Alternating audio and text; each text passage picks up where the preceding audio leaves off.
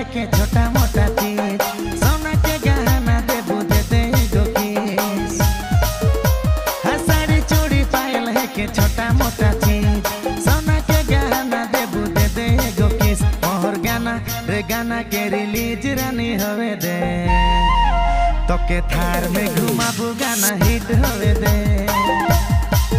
मोर